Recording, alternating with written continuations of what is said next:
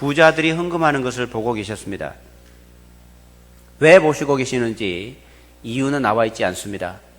그러나 아마도 그들이 헌금을 어떤 자세로 어떤 모습으로 하고 있는지를 주님께서 아마 유심히 보시지 않았을까 싶습니다. 그런데 그때 아주 가난한 과부 한 사람이 와서 동전 2개를 헌금을 합니다. 그것을 보시고 주님께서 이 많은 사람들 가운데 이 과부 여자가 헌금을 가장 많이 했다, 그렇게 말씀을 하십니다. 왜 그렇게 하셨을까요? 이유를 성경이 분명하게 말씀하고 있지 않습니다만은 전체적인 정황으로 봤을 때 예수님께서는 헌금의 양을 말씀하시지 않고 헌금 드리는 자의 자세와 또 헌금을 드리는 그 모습들을 통해서 말씀하셨다라고 볼 수 있습니다. 우리가 오늘 들어오면서 우리도 다 헌금을 하죠. 우리 뒤편에 헌금함이 있기 때문에 여러분 들어오시면서 아마 헌금을 하셨을 것입니다. 어떤 마음으로 헌금하셨습니까? 주님께서 그곳에서 가만히 헌금하는 것을 보고 계셨다고 생각해 보십시오. 여러분 헌금을 드리면서 어떤 마음으로 헌금을 드리고 오셨습니까? 의뢰하는 거니까, 아니면 내가 하는 헌금을 좀 사람들이 나는 이만큼 헌금하는데 좀 알아줬으면 좋겠다, 그런 마음으로 헌금하신 분은 혹 계실지도 모릅니다. 어떤 분들은 나의 삶을 하나님께 드리는 감사로 했을 겁니다. 헌금은 양보다 중요한 것이 뭔가 하면 드리는 사람의 마음입니다. 제가 자주 말씀드립니다만 헌금은, 희생이 들어가지 않은 헌금은 올바른 예물이라고 할 수 없습니다. 헌금은 자신의 희생을 하나님께 드리는 것입니다. 그래서 희생이 들어가지 않는 예물은 헌금이라고 할 수가 없는 거죠. 주님께서 이 과부의 헌금, 이 동전 2개를 가장 많이 했다라고 말씀하신 이유는 뭔가 하면 그가 자신의 삶 전체를 하나님께 드리는 마음으로 헌금을 했기 때문에 그렇습니다. 사람들은 헌금을 하면서 자신을 드러내고 싶어 하고 또 여러 환경들을 통해서 자신을 보여주고 싶어 합니다. 어쩌면 자신이 헌금을 많이 하면서 부자로 헌금을 많이 해서 나는 이만큼 이 교회를 위해서 뭔가를 하고 있다, 나는 그만큼 영적인 사람이고 나는 또 인정받고 존경받을 만한 사람이다 라는 모습으로 헌금을 할지 모르지만 주님 앞에서는 그것이 아무것도 아닌 것입니다. 그리고 또 하나의 이야기가 이어서 나오는데 5절부터 보면 그런 헌금을 하고 있는 그 상황에 어떤 사람이 예수님께 성전을 가리키면서 주님, 저 성전 좀 보십시오. 너무 멋있지 않아요? 너무 화려하고 멋진 그 성전을 아름다운 돌과 헌물로 꾸민 것을 예수님께 자랑 삼아서 말을 하고 있습니다. 아마 이 성전은 유대인들에게 자랑거리였을 것입니다. 이 예루살렘 성전은 누가 지었는가 하면 헤롯 왕이 지었습니다. 그 당시에 왕이었던 헤롯이 유대인들을 위해서 지어준 것이 이 성전입니다. 이 헤롯은 유대인이 아니었습니다. 유대인이 아니면서 유대인의 왕이 됐기 때문에 그는 유대인들에게 관심을 가지고 그들에게 또 좋은 이미지를 갖기 위해서 그들이 가장 중요하게 여기는 성전을 지어주었습니다. 그런데 그 성전을 어마어마하게 지어줬습니다. 아름다운 돌들과 대리석을 가지고 멋지게 지어줬기 때문에 그것이 이 성전이 유대인들에게는 아주 큰 자랑거리였던 것 같습니다. 사람들은 우리에게 있는 뭔가 크고 화려한 것, 멋있는 것, 많은 것, 가진 것, 이런 것을 가지고 자랑합니다. 그런데 여러분, 이 성전은요, 아름답게 지었다고 성전이 되는 건 아니죠. 성전을 정말 멋진 돌로 많은 돈을 들여서 성전을 지었지만 그곳에 하나님이 계시지 않으면 성전이 아닙니다. 교회를 아무리 멋지게 지어놓고 교회에서 아무리 멋진 프로그램들을 한다고 하더라도 그곳에 하나님이 계시지 않으면 그곳은 성전이 아닙니다. 십자가를 세워놓았다고 다 교회가 되는 건 아니죠. 지금 이 예루살렘 성전은 크고 멋지게 지어놓고 많은 돈을 들여서 보석으로 꾸며놓았지만 예수님께서 보시기에는 그곳은 성전이 아니었습니다. 왜냐하면 그 성전에 하나님을 향한 예배가 제대로 드려지지 않았기 때문입니다. 예수님께서는 그 성전을 향해서 이렇게 말씀하셨습니다. 강도의 소굴이 됐다고. 하나님께 예배드려야 할, 하나님이 중심이 되어서 예배드려야 할 그 성전이 크고 아름답고 멋지게 지어졌고 유대인들에게 자랑거리처럼 보였지만 그 성전은 강도의 소굴과 같았습니다. 겉으로는 멀쩡한데 사람들을 속이고 착취하고 하나님을 제대로 예배하지 못하는 그런 곳이 그 당시 성전이었습니다. 그런 성전을 사람들은 자랑스럽게 생각하고 있었습니다. 여러분, 우리가 생각하는 것은 뭘까요? 우리가 우리 교회를 자랑스러워할 수 있고 우리 목장을 자랑스러워할 수 있습니다. 내가 예수 믿는 사람이라고 당당하게 말할 수 있을지 모르지만 그곳에 하나님이 계시지 않으면, 그곳에 왕이 주님이 되지 않으면 그곳은 성전이 아닙니다. 우리 경일교회도 주님께서 왕이 되시고 주님께서 주인 되지 않으면 교회로서의 역할을 못하는 것입니다. 아무리 많은 사람이 모여도, 아무리 멋진 건물을 세워놓아도, 좋은 프로그램들을 교회에서 한다고 할지라도 그것은 교회라고 할 수가 없는 거죠. 우리 자신도, 교회도, 목장도, 가정도 예수 그리스도가 중심이 되시고 그분이 왕이 되셔야 진짜 성전이 되는 것입니다. 크고 화려한 그것들을 보면서 자랑스럽게 여기는 그것을, 하나님이 계시지 않는 그 성전을 향해서 주님께서 경고를 하십니다. 6절에 보시면 이렇게 경고하십니다. 너희 보는 이것들이 날이 이르면 돌 하나도 돌 위에 남지 않고 다 무너뜨려지리라. 그들은 이 성전을 보면서 너무 자랑스러워했는데 주님께서는 조금 시간이 지나면 이것이 돌 하나도 돌 위에 남지 않고 완전히 폐허가 되어서 무너지게 될 것이라고 주님께서 경고하셨습니다. 실제로 이 예루살렘 성전은, 이들이 이렇게 자랑스러워하는 이 성전은 지금 예수님께서 말씀하신 이 시점으로부터 40년쯤 지나면 예수님의 예언대로 완전히 무너져 내려버립니다. 그들이 자랑했던, 화려하고 멋있게 생각했던 그것이 하루아침에 폐허가 되어버리고 마는 것입니다. 여러분, 하나님이 없는 이 세상의 자랑거리들, 하나님이 없는 우리의 자랑들은 여러분 시간이 지나면 다 쓰러지게 될 것입니다. 돌 하나도 돌 위에 남지 않을 정도로 철저히 무너지게 될 것입니다. 날이 이르면, 때가 되면. 그래서 여러분, 우리가 생각하는, 우리가 자랑으로 삼는 그럴듯해 보이는 것들, 물질과 권세와 수많은 화려한 것들, 이런 것들은 다 헛된 것이 되고 맙니다. 예수님께서 그것을 경고하고 계시는 것입니다. 그러니 세상으로 자랑을 삼으면 안 됩니다. 세상의 것을 붙들고 그것이 나의 모든 것인 것처럼 생각하면 안 된다는 겁니다. 마지막 때가 우리 모두에게 있을 것을 주님께서 말씀하셨습니다. 이런 경고를 하니까 그 사람들이 다시 예수님께 묻습니다. 예수님, 만약에 그런 때가 되면 무슨 그런 때가 올 만한 징조가 있습니까? 그 마지막 때가 이렇게 돌 하나도 돌 위에 남지 않을 정도로 철저하게 무너지는 그때가 되면 혹시 그때를 우리가 감지할 수 있을 만한 그런 징조가 있습니까? 이렇게 물었습니다. 그때 예수님께서 4가지 징조를 말씀해 주셨습니다. 예수님께서는 이 예루살렘 성전이 돌 하나도 돌 위에 남지 않고 철저하게 무너질 것을 말씀하시면서 또 하나의 이야기를 하십니다. 이 성전이 무너지는 것과 예수님께서 마지막에 재림하실 이 땅의 마지막이 있을 최후의 심판이 있는 예수님 재림하신 그 순간을 2개를 같이 붙여서 이걸 복선을 깔고 2개에 대한 예언을 동시에 말씀하셨습니다. 그래서 예수님 말씀을 보면 예루살렘 성전에 적용되는 것도 있고 이 세상의 마지막에 적용될 것도 함께 들어있는 예언을 주님께서 하셨습니다. 그 징조 4가지가 뭔가 하면 첫 번째는 미혹하는 자가 생길 것이라 하는 것입니다.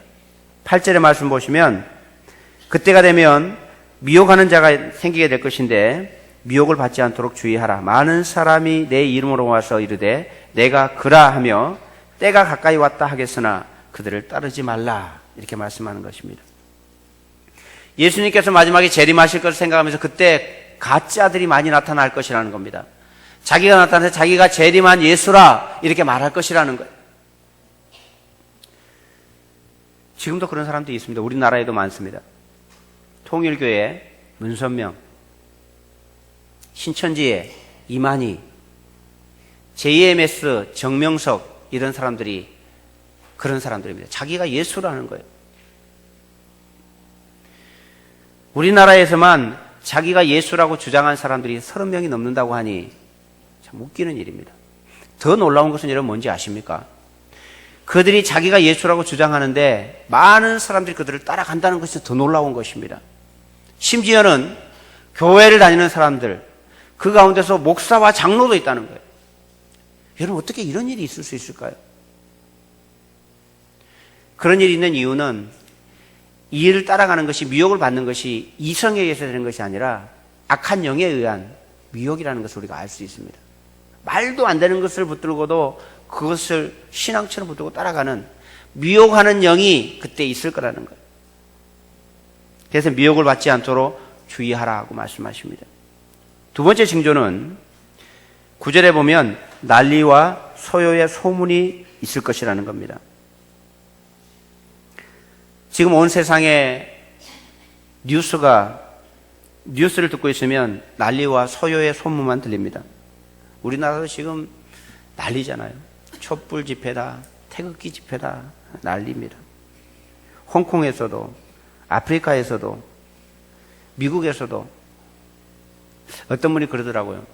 오래 살고 싶으면 TV하고 신문을 보지 말라고. 열받아서 빨리 죽을지는 모릅니다. 보는 것마다 난리와 소요의 소문이 우리에게 들려오고 있습니다. 정치인들끼리 싸우고, 부모를 죽이는 자식, 자식과 가족들을 죽이고 자기도 자살하는 아버지, 사건 사고가 하루도 끊일 날이 없습니다. 마지막에 오면 이런 소문들이 점점 많아질 것이라는 거예요.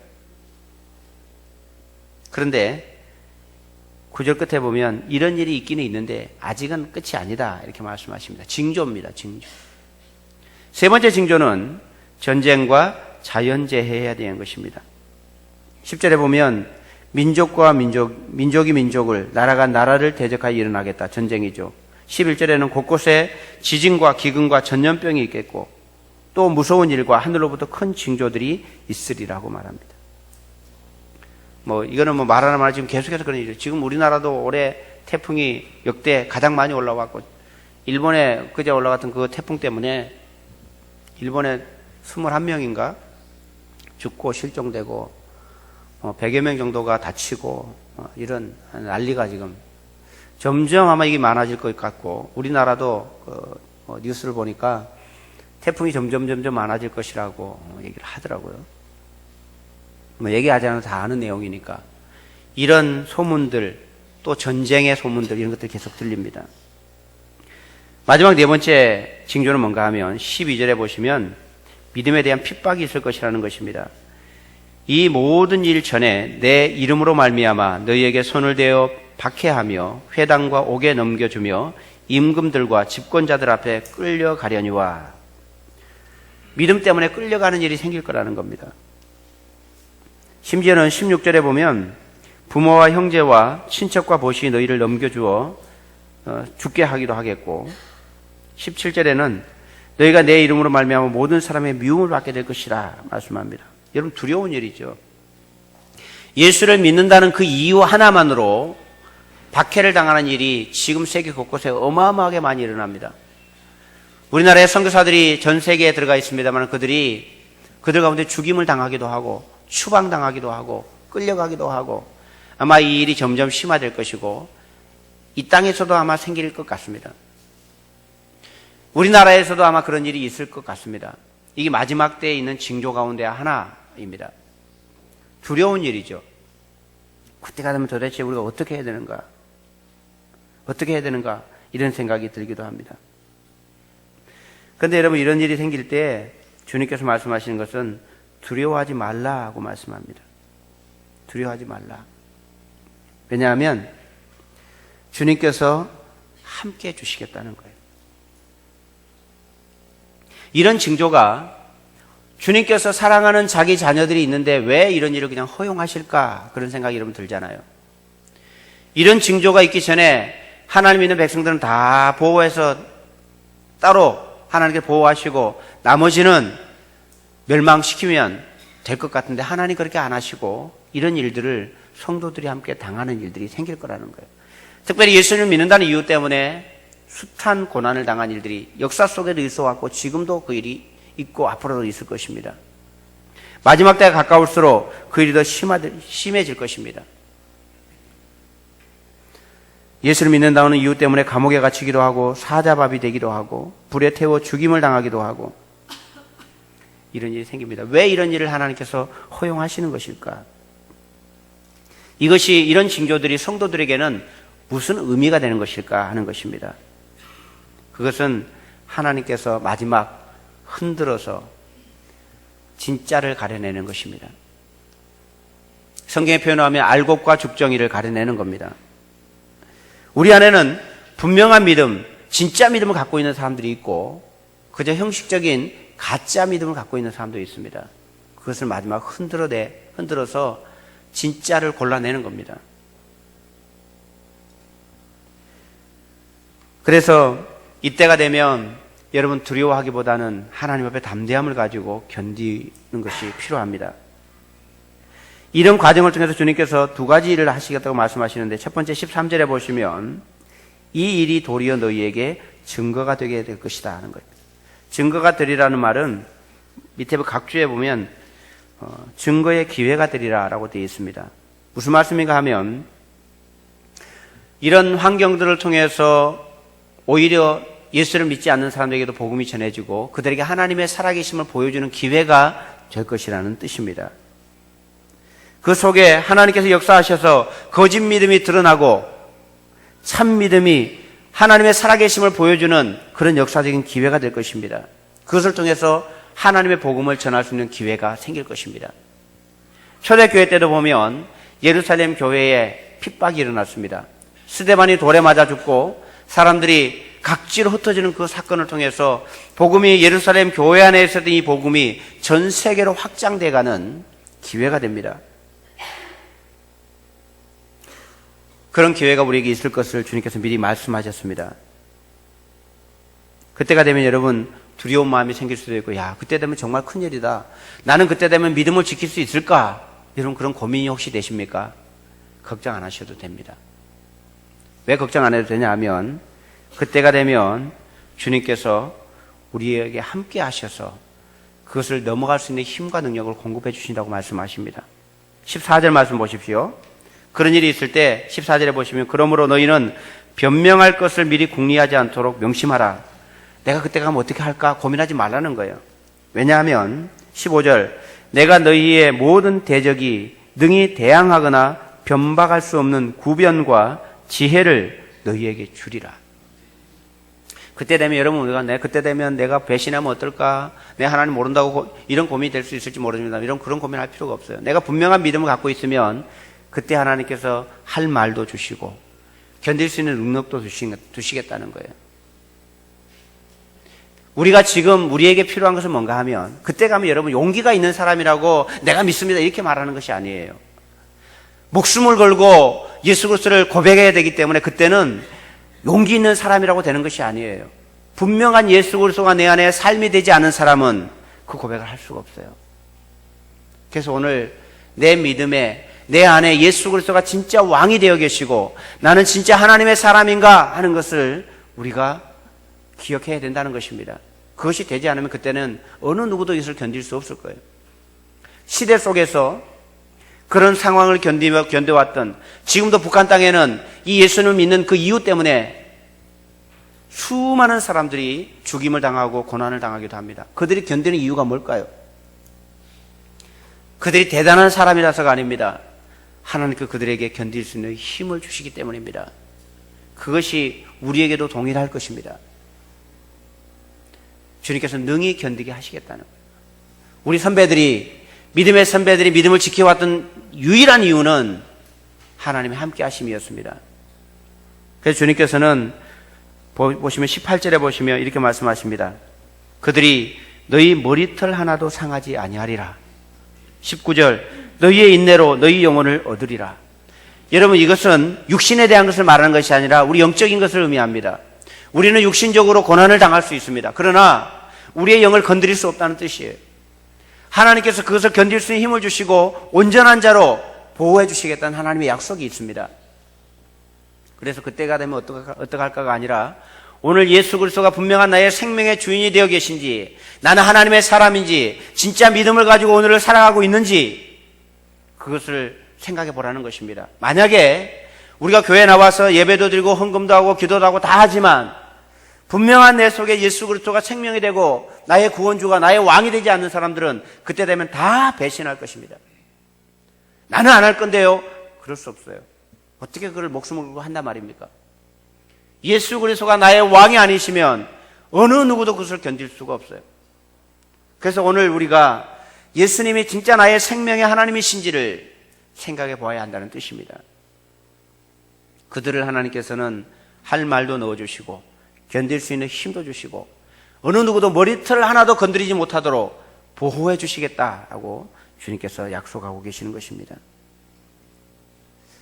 이 마지막 때를 샘플로 보여주는 것처럼 주님께서 오늘 20절 이하에 한 가지 사건을 미리 말씀해 주셨습니다. 예루살렘 성전이 무너지는 이 사건과 마지막 때에 있던 사건을 두 개를 묶어서 하나로 말씀하시면서 예루살렘 성전이 무너지려고 할 때, 그런 징조가 있을 때 어떻게 할 것인지 주님께서 말씀해 주신 내용이 20절 이하의 내용입니다. 이것을 통해서 우리가 깨달을 수 있는 것이 한 가지 있는데 20절을 다시 보십시오. 너희가 예루살렘이 군대들에게 에워싸이는 것을 보거든, 이제 멸망이 가까웠다는 뜻이죠. 그때 보거든 징조가 있거든 이렇게 하라고 주님께서 경고를 해주셨습니다. 그때 21절에 보면 유대에 있는 자들은 산으로 도망을 가거라. 그리고 성내에 있는 자들은 성으로부터 밖으로 나갈 것이고 촌에 있는 자들은, 즉 성 밖에 있는 자들은 성으로 가지 말라는 것입니다. 그날은 징벌의 날이고 진노의 날이 될 것이기 때문에 주님께서 미리 경고를 해 주신 것입니다. 40년 이후에 있을 그 예루살렘 멸망, 돌 하나도 돌 위에 남지 않고 무너뜨려질 그 날이 올 때 징조 중에 하나가 예루살렘 성이 군대들에게 둘러싸이는 것을 보게 될 것이라는 거예요. 그때 살고 싶으면 이렇게 하라고 주님께서 말씀하신 것입니다. 어떻게 됐을까요, 여러분? 실제로 역사 속에서 사람들이 다 도망가서 살았을까요? 참 놀라운 것은요, 이 예루살렘 성이 무너질 때, 예루살렘 성전이 무너질 때 예수님께서 예언해 두셨잖아요. 도망가라고. 이때 유대인들이 100만 명이 넘게 죽었다고 합니다. 왜 그렇게 많이 죽었을까요? 예루살렘에 그렇게 많은 사람이 살지 않아요. 그런데 왜 그때 100만 명이 넘게 죽었느냐 그 말입니다. 이유는 이것입니다. 분명히 예수님께서는 도망가라고 말씀하셨는데 이 예루살렘 성이 둘러싸일 때 수많은 사람들이 예루살렘으로 꾸역꾸역 모여들었습니다. 왜 그랬을까요? 그들의 생각은 이랬습니다. 예루살렘 성은 하나님께서 보호하시는 성이다. 그러니 어느 누구도 이 성을 무너뜨릴 수 없을 것이다. 하나님의 성전은 무너지지 않는다. 그래서 하나님의 성전에 가 있으면 살 수 있다라고 생각을 한 것입니다.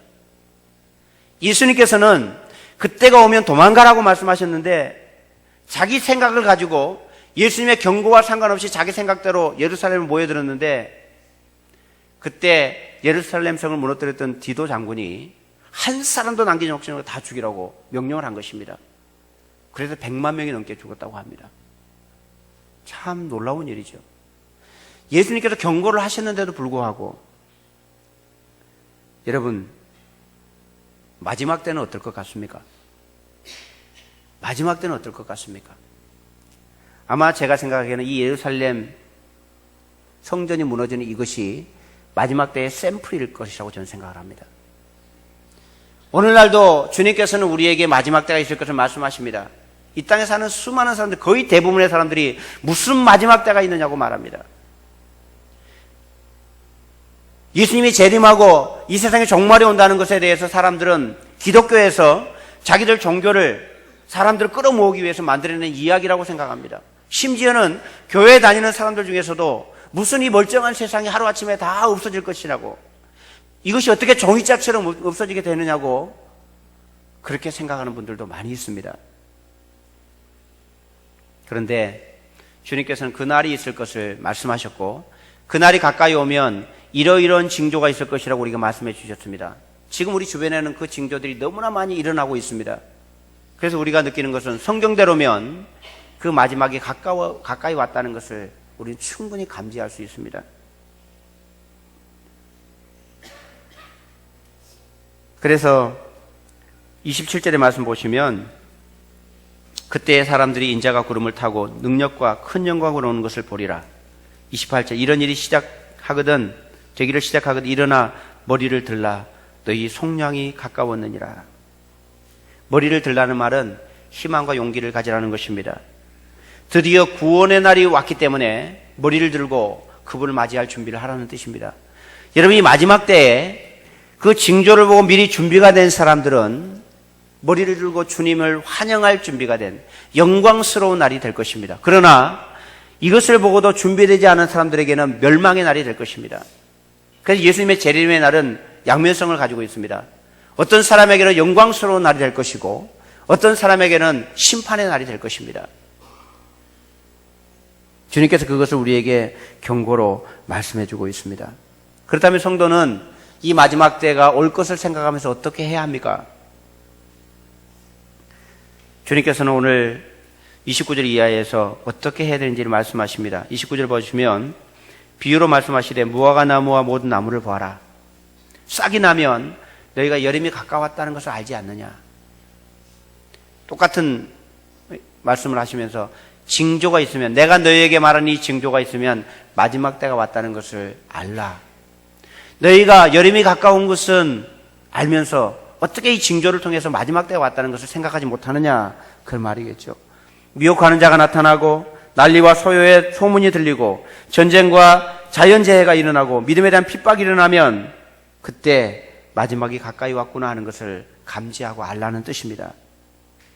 그리고는 34절에서 스스로 조심하라. 이때를 생각하면서 스스로 자신의 삶을 조심하라는 거예요. 그렇게 하지 않으면 방탕함과 술 취함과 생활의 염려로 마음이 둔해지고 뜻밖의 그날이 임하게 되어서 덫과 같이 그날이 임하게 될 것이라는 겁니다. 도둑같이 임해서 준비할 겨를이 없이 무너지게 될 것입니다. 여러분, 그날은요, 예수님 재림이 딱 시작되면요, 돌이킬 수 있는 기회가 없습니다. 우리가 생각하기에는 예수님께서 하늘에서 구름 타고 내려오면 야, 안 되겠다, 지금이라도 믿다, 이렇게 할 수 있을 것 같죠. 그럴 기회가 아예 없습니다. 미리 준비되지 않으면 그런 기회가 없다라고 주님께서 선언하셨습니다.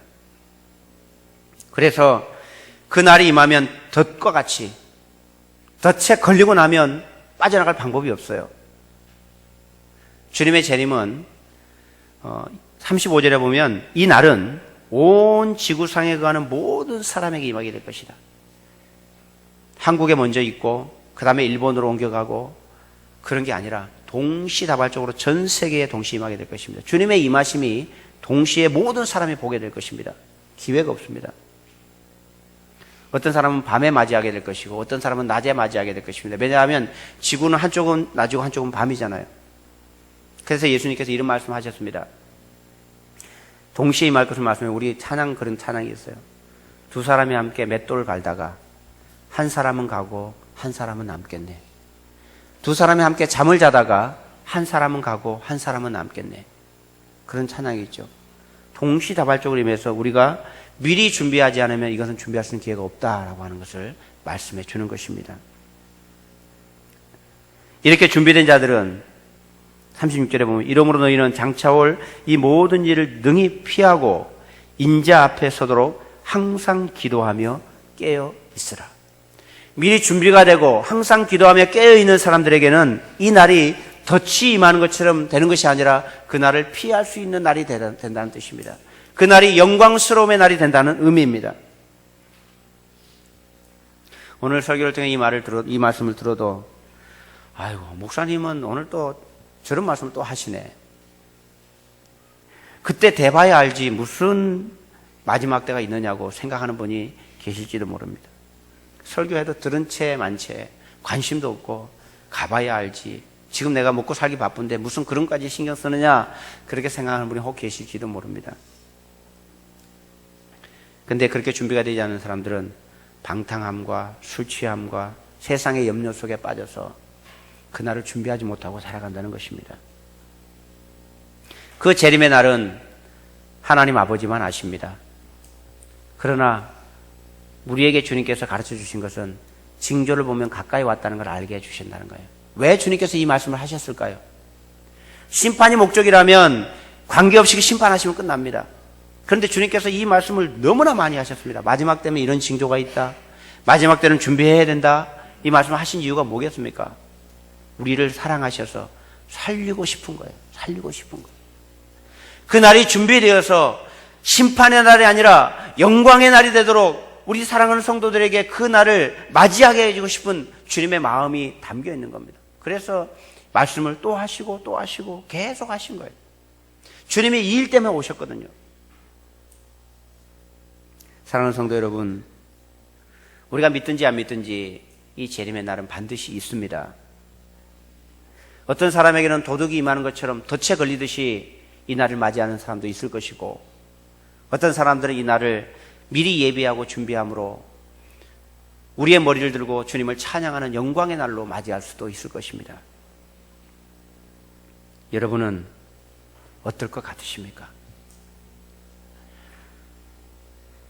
여기서 말하는 것처럼 내일 모레 이틀 이런 것이 아니기 때문에 우리에게 조금 더 아직도 여유가 있는 때에 주님께서 이 들려주신 말씀을 우리 마음에 기억하고 나는 어떻게 준비해야 되는가를 생각할 때입니다.